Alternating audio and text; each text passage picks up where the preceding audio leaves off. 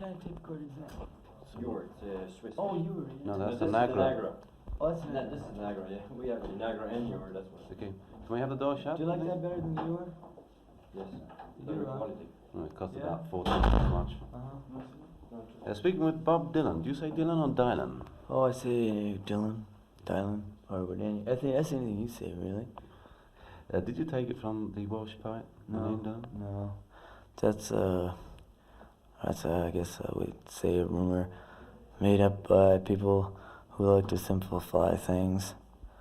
It's the name of my family, but it's the name of my uncle's family. It's not my first father's name. It's the name of my mother's side of the family, and it's spelled Dillon, and I changed it from there.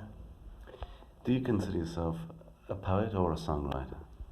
I don't consider myself either one of those two things. I did when I first heard the words, you know. Of course, songwriter, you hear that when you're very young. Poet, I never heard that word really. I never really could think of myself as such until I came to New York.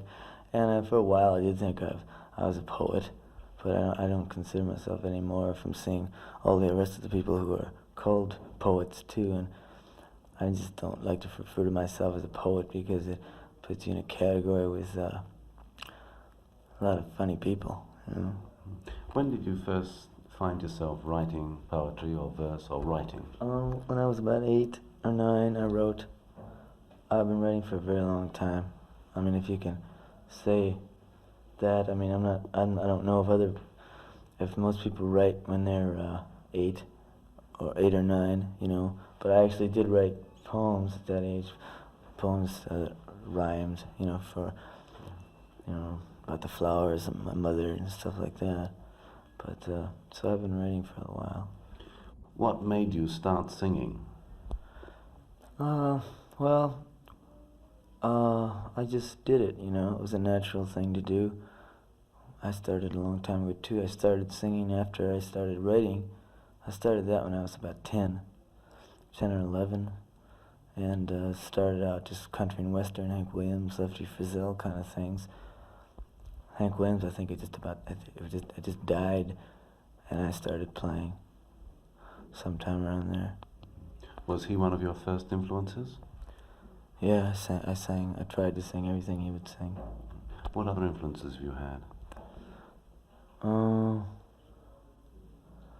I've had a lot of people that tried to do things the way they did.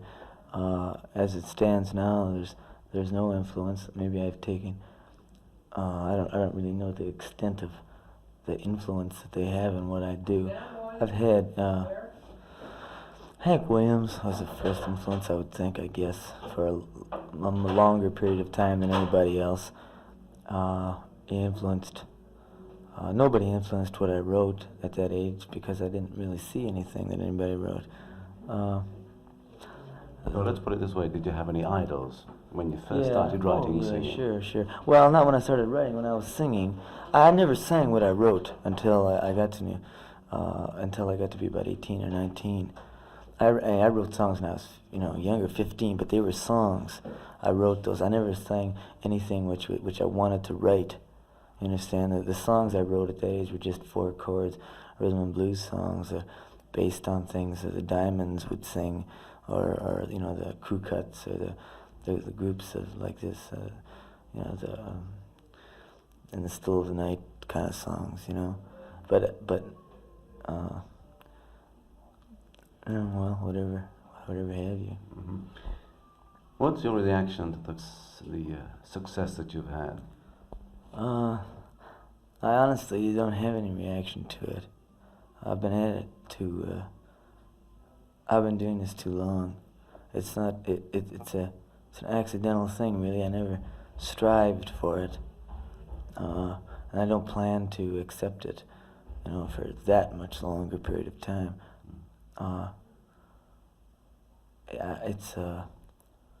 It just works hand in hand. That's all.